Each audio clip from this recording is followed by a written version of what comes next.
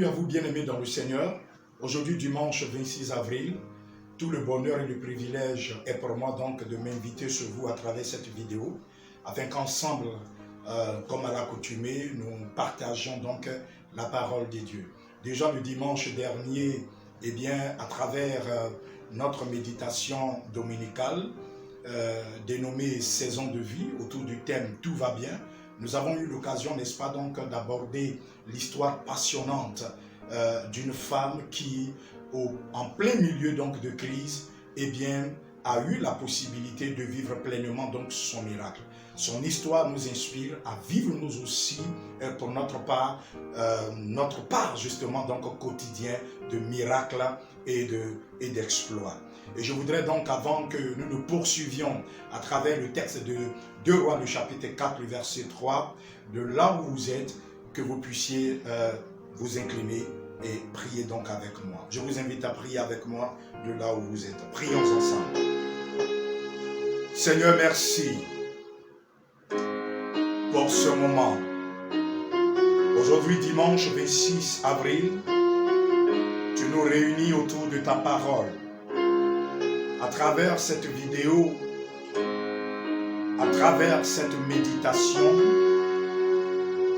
nous croyons que tu aspires nous faire du bien au moyen de ta parole. Alors puisse par cette méditation, ta grâce, toucher nos vies et susciter dans notre cœur, dans notre pensée, Seigneur notre Dieu, tes pensées de foi, d'assurance, de victoire. Et puisses-tu maintenant nous bénir au moyen de ta parole. Que la gloire te soit rendue pour cet instant de méditation, pour cet instant de vérité biblique. Que la gloire te soit rendue au nom de Jésus. Nous disons Amen. Eh bien, le texte que nous avions eu l'occasion de partager le dimanche dernier est le texte de 2 Rois, le chapitre 4, le verset 23, que j'aimerais encore lire. Et il dit, pourquoi veux-tu aller aujourd'hui vers lui? Ce n'est ni nouvelle lune, ni sabbat. Et elle répondit, tout va bien. Et donc, à travers la prédication, l'exhortation donc du dimanche dernier, nous avons vu que cette femme, au cœur de la crise, loin de nier la difficulté à laquelle elle était confrontée, loin de faire preuve, n'est-ce pas, donc d'insouciance, elle a plutôt fait preuve d'une extraordinaire attitude de foi, et bien que nous avons eu l'occasion de découvrir à travers justement donc la forte déclaration qu'elle a faite en disant tout va bien.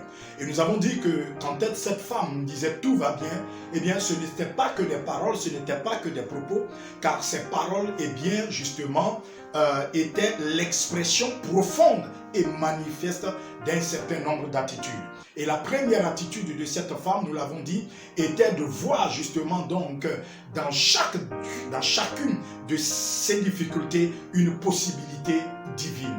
Nous avons dit que sa deuxième attitude justement donc était justement le refus, n'est-ce pas, de la capitulation et de la résignation.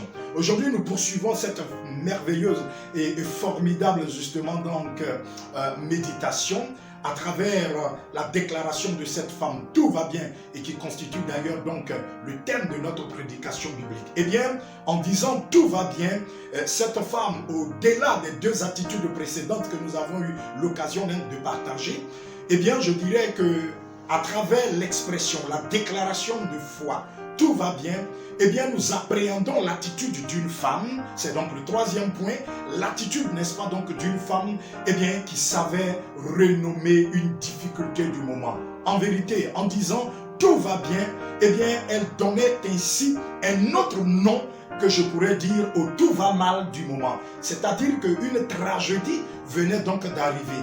Et normalement, à la manifestation donc de cette tragédie douloureuse qui est donc arrivée, eh bien, la circonstance, il fallait trouver donc un nom à la circonstance qui venait d'arriver, ce serait une expression, ce serait tout va mal.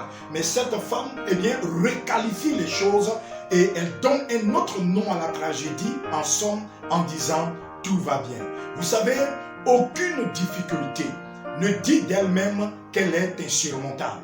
Aucun problème ne dit de lui-même qu'il est intenable. Aucune crise ne dit d'elle-même qu'elle est ingérable. Car aucune crise, aucun problème, aucune situation, eh bien, quelle qu'elle soit, n'a ses propres mots pour s'auto-qualifier. Ce sont en vérité, laissez-moi vous dire, les hommes qui, par leurs sentiments et leurs perceptions, eh bien, ce sont eux qui donnent des noms, justement, donc, et des qualificatifs aux difficultés, justement, donc, qui se présentent à eux.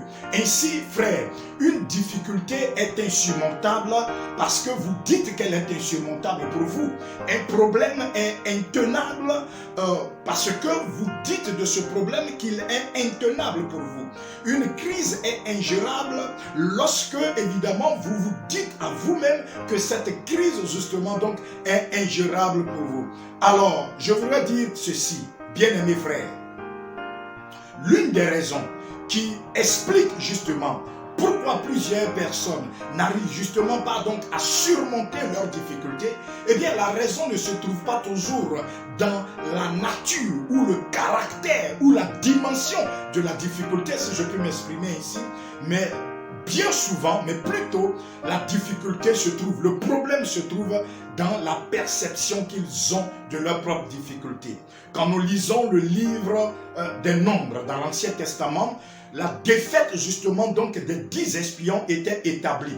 Non pas au motif qu'ils étaient confrontés à des ennemis, mais au motif de la perception qu'ils avaient donc de leurs ennemis. Car le compte rendu des 10 espions établissait que les ennemis justement donc qu'ils avaient rencontrés sur les terres de Canaan étaient des géants. C'était leur propre mot, des géants. Nullement les adversaires qu'ils avaient trouvés dans le terrain, sur le terrain de Canaan, n'avaient dit d'eux-mêmes qu'ils étaient des géants.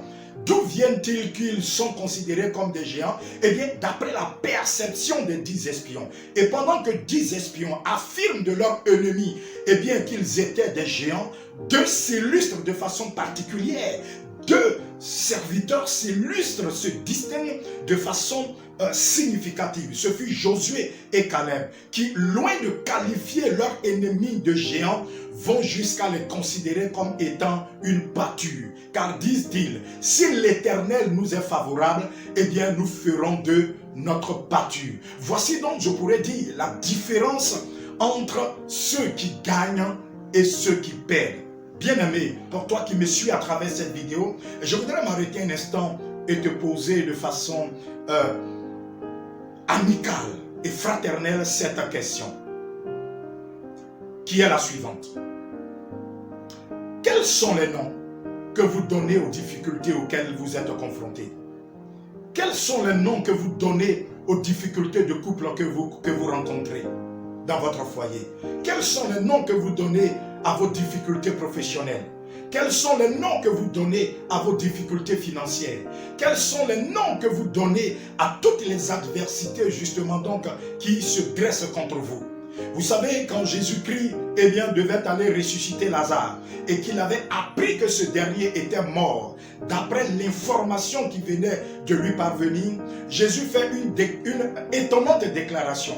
Il dit, notre ami Lazare n'est pas mort, mais il dort et je vais justement donc pour le réveiller. Pas que Lazare n'était pas effectivement mort, pas qu'il n'y avait pas constat de la mort de Lazare. D'ailleurs, la Bible dit qu'il était déjà, n'est-ce pas, donc enseveli dans le tombeau et que son corps était déjà dans un état de putréfaction.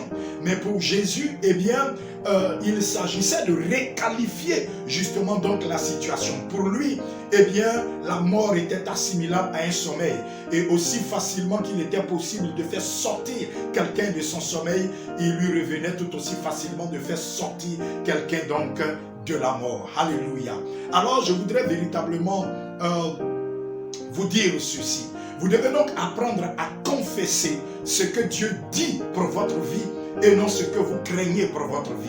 Apprenez donc à dire ce que Dieu dit de votre travail par ses promesses et non ce que vous craignez. Apprenez donc à dire ce que Dieu dit au sujet de vos enfants par ses promesses et non ce que, n'est-ce pas donc, vous craignez. Vous savez, si vous désirez voir les choses changer, si vous voulez voir des choses se transformer, si vous voulez voir des choses et justement connaître des bouleversements, eh bien dans votre vie, une chose est importante. Il y a un point de départ important. Le point de départ, c'est que vous changez votre perception, vous changez votre façon de parler et que vous requalifiez les problèmes qui se dressent à vous, quel qu'il soit et quel que soit justement donc leur nombre. Faites comme cette femme qui, voyant une tragédie qui frappait à sa porte, osait requalifier les choses en disant tout va bien. Et c'est pourquoi, quel que soit le problème qui frappe à votre porte, quelles que soient les situations secrètes que vous endurez, quelles que soient les peines qui se dressent au-devant de vous, levez-vous et requalifiez les choses comme cette femme, proclamez tout va bien. Mais il n'y a pas seulement que cette troisième attitude que cette femme a su faire montre par sa merveilleuse, je dirais, démonstration de foi. Eh bien, une quatrième attitude, eh bien, ressort, et c'est par elle que je voudrais clore cette brève méditation. Une quatrième attitude ressort, eh bien, de cette déclaration tout va bien. Eh bien, c'est l'attitude d'une femme qui s'attendait au meilleur et non au pire. La quatrième vérité, je le répète, c'est l'attitude d'une femme qui s'attendait au meilleur et non au pire. Écoutez, si cette femme s'attendait au pire, elle aurait dit tout va mal. Si cette femme s'attendait justement à ce que la tragédie demeure, eh bien, elle aurait dit c'est fichu. Si cette femme s'attendait au pire, comme je le disais tantôt, eh bien, elle aurait dit des paroles, toutes les paroles, elle aurait pu les dire, sauf tout va bien.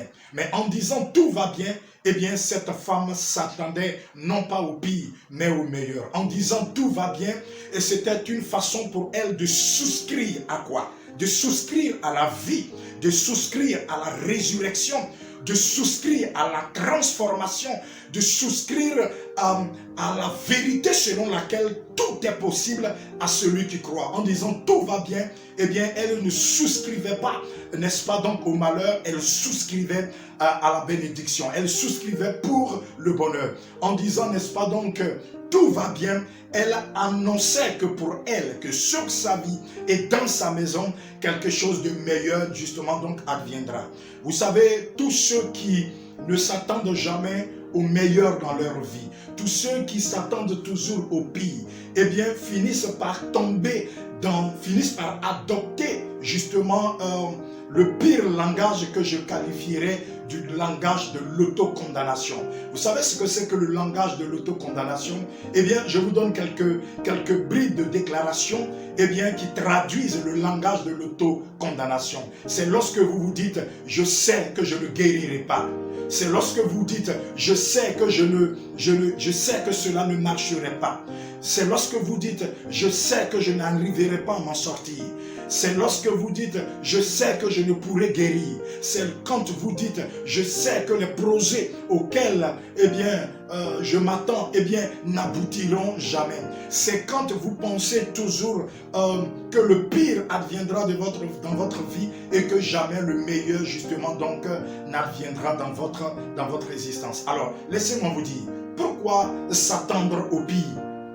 Quand Dieu dit ceci dans le livre de Jérémie, je connais les projets que j'ai formés sur vous, projets de paix et non de malheur, afin de vous donner de l'espérance. Pourquoi s'attendre au pire quand le Seigneur dit demandez et l'on vous donnera? Pourquoi s'attendre au pire quand il dit je suis ton Dieu, ne promène pas de regard inquiet, je te soutiens par ma droite triomphante? Pourquoi s'attendre au pire quand le Seigneur lui-même dit eh bien, ne crains rien, ne promène pas de regard inquiet? Pourquoi promener justement de regard inquiet? Pourquoi s'entendre au pire quand la quasi-totalité des promesses de Dieu pour votre vie sont des promesses de bénédiction, de paix et de bonheur à la fois pour vous et pour votre maison? Laissez-moi vous dire ceci. Vous n'avez aucune raison de vous attendre au pire. Je ne suis pas en train de nier la vérité selon laquelle des épreuves peuvent survenir, des difficultés peuvent se présenter. Mais quoi que les difficultés se présentent, ou quoi que vous êtes en train justement donc de les endurer, eh bien, vous devez avoir la certitude de toujours vous attendre au meilleur d'après les promesses de la parole de Dieu. Eh bien, nous avons découvert que cette femme, évidemment, ne s'est pas résignée, n'est-ce pas donc, à se taire, à se lever, et elle a proclamé tout va bien. C'était pour elle une façon de requalifier les problèmes qui se présentaient à elle, mais aussi c'était sa responsabilité à travers cette déclaration de s'attendre au meilleur et non au pire. J'ignore les difficultés auxquelles vous êtes confrontés. J'ignore vos attentes. Mais Dieu connaît les difficultés auxquelles vous êtes confrontés. Dieu sait justement les attentes que vous avez donc dans votre cœur. Et pour toutes ces choses, je voudrais vous dire une chose. Attendez-vous au meilleur et non au pire. Attendez-vous à ce que Dieu vous visite. Attendez-vous à sa puissance se manifester dans votre vie. Attendez-vous à sa visitation dans vos maisons. Attendez-vous à sa bénédiction dans vos affaires. Attendez-vous à un temps de rafraîchissement venant de lui. Attendez-vous à vivre de grandes choses avec lui. Attendez-vous non pas au pire, mais au meilleur. Et je voudrais donc pour cette circonstance, bien-aimés, prier avec vous. Inclinez-vous de là où vous êtes et qu'à travers cette méditation, eh bien, nous puissions ensemble prier. Je voudrais prier. Prions ensemble. Seigneur, nous te bénissons pour cette parole que nous venons de partager. 16 ans de vie, à travers le thème « Tout va bien », tu manifestes ainsi ton désir à travers cette méditation que nous venons de partager. Seigneur, de faire en sorte que, Seigneur, tout aille bien, car tu es le Dieu de toute consolation, tu es le Dieu de toute délivrance, tu es le Dieu de toute bénédiction. Seigneur, donc à travers cette méditation, Seigneur, nous voulons appeler la vie, nous voulons appeler la restauration, Seigneur notre Dieu. Nous voulons, Seigneur, refuser le pire plutôt, et confesser, Seigneur, le meilleur pour chaque maison, pour chaque homme, pour chaque femme, pour chaque enfant, au nom puissant de Jésus-Christ, que ce qui avait la capacité de tuer n'est plus la capacité, Seigneur notre Dieu, de déstabiliser. Car en ce moment même, quelle que soit la nature des problèmes qui se présentent, Seigneur, à tes enfants, quel que soit, Seigneur notre Dieu, les situations qui prévalent, en ton nom, Seigneur notre Dieu, nous les réqualifions en confessant, Seigneur notre Dieu, Père Tout-Puissant, que ce qui avait la possibilité ou la capacité de détruire, eh bien, n'a plus la capacité de détruire. Comme cette femme, nous nous nourrissons de foi, nous nous appuyons sur ta parole et nous déclarons tout va bien. Et en ce moment même que les situations, Seigneur, jugées autrefois intenables, Seigneur notre Dieu, commencent à se dissiper.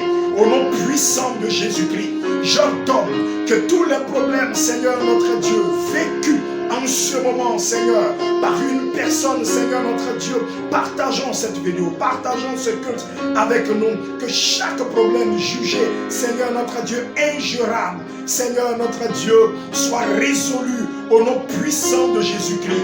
Nous déclarons ce matin, Seigneur notre Dieu, dans chaque vie, dans chaque maison, Seigneur notre Dieu, que tout va bien, Seigneur notre Dieu, alors que toute obscurité recule, que la vie de Dieu se manifeste et qu'une maison qui ne retrouvait pas le bonheur retrouve la joie que Dieu donne.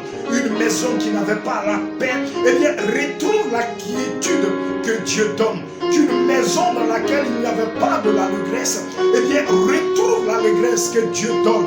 Car nous annonçons pour cette saison de vie que tout va bien. Alléluia.